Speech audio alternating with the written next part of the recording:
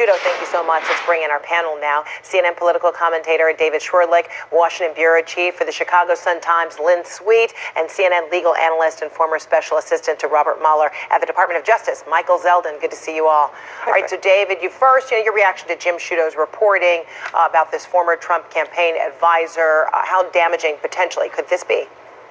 Well, Fred, I think it just opens up another lane of inquiry that we're now all looking at in the Mueller investigation. As Jim just reported there's no indication from his reporting that Joseph Schmitz was in touch with a foreign power. But if you go back to that photo that he showed in his report, sitting there at the meeting with then candidate Donald Trump, with future Attorney General Jeff Sessions, with George Papadopoulos, who has subsequently pled guilty in the Mueller investigation to a charge of lying to investigators. You look at the big picture and you see a situation where some of the denials that came later from the Trump inner circle about their interest in dirt on Secretary Clinton, up to and including trying to find these so-called 30,000 emails, was a lot more intense than they let on. You had the statement that the president made in the summer of 2016, around the time of some of this other activity was happening, where he sort of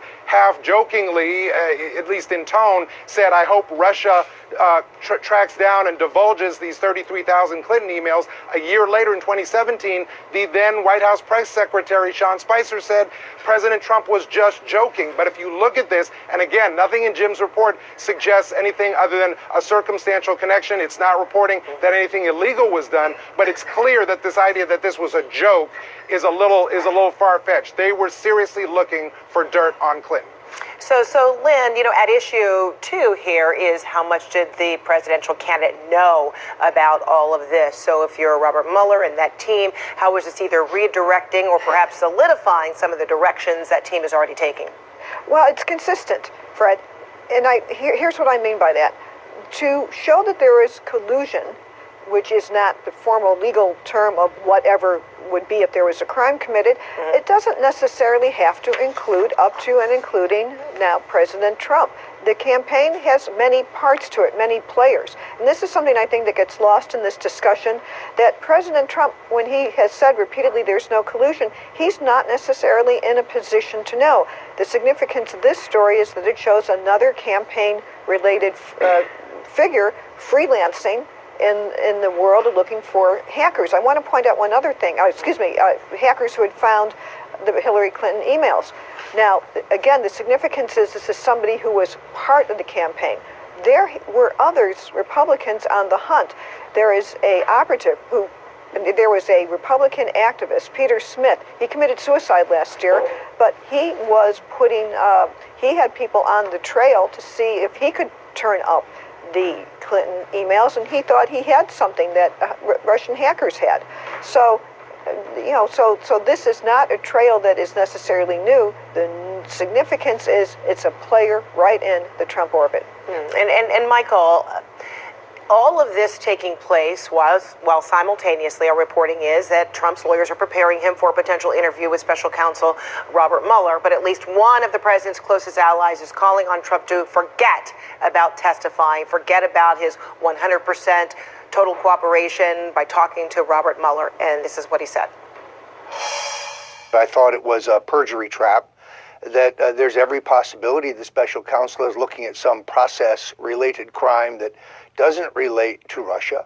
I obviously believe the special counsel has a political bias, as demonstrated by the FBI text messages and emails that have surfaced, and the political nature of this investigation. All right, so Michael, is that exactly what his attorneys are weighing, whether this is indeed a trap, that perhaps the president will be caught in not telling the whole truth and nothing but the truth? So let's be clear about something, Fred, which is that a perjury trap is a form of entrapment which is inappropriate for a prosecutor to undertake. It implies that the prosecutor is bringing this witness in there for the sole purposes of getting him to perjure himself. This is not what this is about at all. So anyone who claims that this is a perjury trap is, I guess, either mistaken or trying to say that they're worried that their client, in this case Stone's friend, President Trump, will not tell the truth. Not that he's going to be trapped into a perjuring himself, but rather that he's just not going to tell the truth. So what is it that Trump's attorneys are most worried about in Right. terms of the reporting is that they are encouraging him not to be so cooperative about being questioned? Right. So I think there are a possibility of three things that are going on here. One is they're testing the president to see how well he'll do in an interview so they can advise him whether to do it or not to do it. Second, possibly, is that they have concluded, the lawyers that is, have concluded that the president should not do this, and they're using these prep sessions to prove to him that this is too perilous for him to undertake. Or third, which is what I think is the reality of it, is that it is inevitable that he's going to have to testify.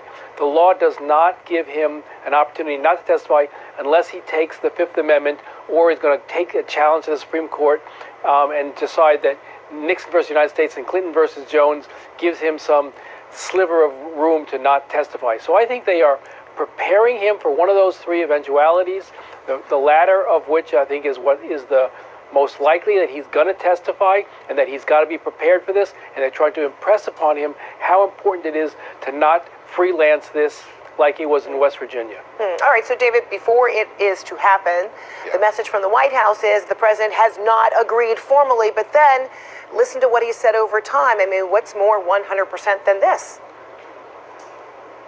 Are you going to talk to Mueller? I'm looking forward to it, actually. You want to? Do you have a date set? Here's the story, just so you have a date understand. set, There's Mr. been no President? collusion whatsoever. There's no obstruction whatsoever. And I'm looking forward to it. So he says he's looking forward to it, but the White House saying he hasn't formally agreed, and then, of course, his attorneys are, cautioning him because of a number of concerns. So does this also mean that the message is different publicly than it is privately when it concerns the president? So, Fred, the president has this political and perception problem here when it comes to whether or not he's going to sit down and talk to the special counsel's investigation. On the one hand, in those statements you played, he wants to look nonchalant, relaxed, casual, innocent, saying, look, of course I'll talk to them. I want to talk to them. I want to clear the air. I want to get my side of the story out. But at the same time, as Michael was just discussing, you've got a problem where now, it's not so much that he'll be brought in with the attempt to get him to perjure himself, but simply the case that the special counsel's investigation has talked to Hope Hicks, Sam Nunberg, Rick Gates, Paul Manafort, General Flynn. They've talked to all these people. They have them all on record, and now they're going to compare statements that they made to statements the president makes if he talks to them about different time frames and similar incidents along the way in this investigation to see if there are any inconsistencies. And that, I think, is what has the president's team a little worried. All right, David Swerlick, Lynn Sweet, thanks so much. See you soon. Thanks, Michael Zeldin, appreciate it. See you soon as well. All right, we're following.